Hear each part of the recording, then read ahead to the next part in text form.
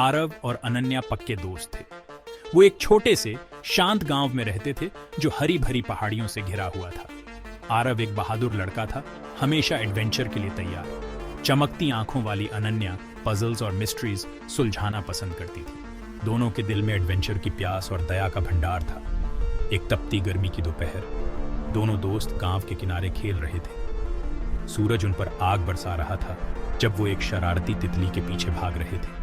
उनकी हंसी खाली गलियों में गूंज रही थी, उनकी बाउंडलेस एनर्जी का प्रमाण दे रही थी। वो अविभाज्य थे। उनके दिन गेम्स, हंसी और वंडर की शेयर्ड सेंस से भरे हुए थे।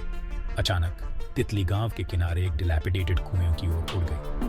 कुआं पुराना और भुला दिया गया था, जो बेलों से ढका हुआ था और रहस्य में डूबा हुआ था। ऐसा कहा जाता था कि इसमें बहुत पुराने समय के रहस्य छिपे हैं। बच्चों ने अक्सर गांव के बुजुर्गों द्वारा कुएं के बारे में कहानियां सुनी थी। इंट्रीग्ड वो सावधानी से उसके पास पहुंचे।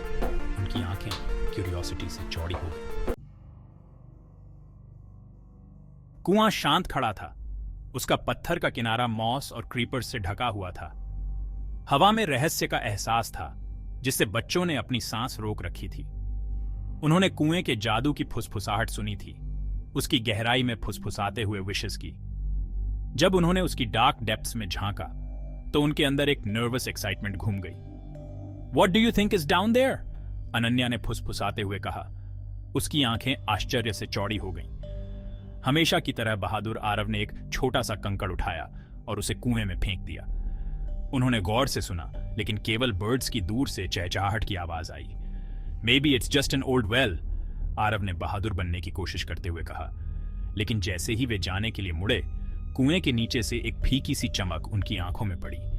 ये एक गोल्डन ग्लो थी, फेंट yet unmistakable। क्यूरियोसिटी ने उन पर विजय प्राप्त कर ली। उन्होंने अगले दिन एक रस्सी और एक बाल्टी लेकर वापस आने का फैसला किया। उनके दिल डर और एक्साइटमेंट के मिश्रण से तेज हो रहे थे। वो इस एहसास को झटक नहीं पा रहे थे कि वे किसी एक्स्ट्रॉर्डिनरी डिस्कवरी के कगार पर हैं। अगली सुबह एक मजबूत रस्सी और एक रस्टी पुरानी बाल्टी के साथ आरव और अनन्या कुएं पर लौट आए। सूरज आसमान में ऊंचा था। पार्च्ड जमीन पर लंबी परछाई पड़ रही थी। उन्होंने सावधानी से बाल्टी को कुएं में उतारा। उनके दिल एंटिसिपेशन से तेज हो रहे थे। रस्सी तनी हुई थी। बाल्टी आखिरकार एक सॉफ्ट ठट के साथ नीचे जा लगी।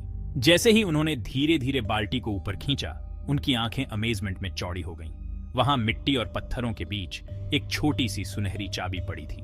ये धूप में चमक रही थी।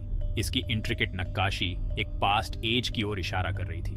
चाबी छूने में गर्म लग रही थी, मानो उसमें खुद की जान हो। आरव और अनन्या ने एक्साइटेड ग्लांसेस का आदान प्रदान किया। यह कोई साधारण चाबी नहीं थी, यह अतीत की चाबी थी, एडवेंचर की चाबी थी। This must be the key to the treasure everyone talks about, Aarav ने अपनी आंखों में एक्साइटमेंट की चमक के साथ कहा। एंशिएंट मैजिक द्वारा गार्डेड एक हिडन ट्रेजर के लेजेंड्स उनके गांव में पीढ़ियों से चले आ रहे थे। क्या यह उस लेजेंड को अनलॉक करने की हो सकती है? उनके यंग माइंड संभावनाओं के साथ दौड़ रहे थे। वे जानते थे कि उन्हें कुछ वाकई स्पेशल मिल गया है, कुछ ऐसा जो उनकी जिंदगी हमेशा के लिए बदल देगा।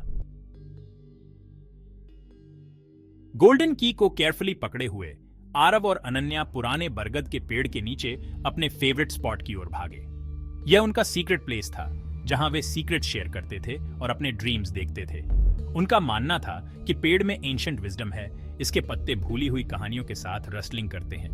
उन्होंने केयरफुली चाबी जमीन पर रखी और उसे करीब से जांचा। जैसे ही उन्होंने चाबी को अपने हाथों में घुमाया, उन्होंने कुछ अजीब देखा। इसकी सरफेस पर फीकी etchings, almost invisible to the naked eye, एक पैटर्न बनाती हुई प्रतीत हो रही थी। यह एक मैप था। मैप में गांव और उसके आसपास के क्षेत्र को दर्शाया गया था, सिंबल्स और मार्किंग्स के साथ जिन्हें वे समझ नहीं पा रहे थे। एक पार्टिकुलर मार्किंग, बीच में एक डॉट वाला एक सर्कल, बाहर की ओर रेडिएटिंग करता हुआ प्रतीत हो रहा था।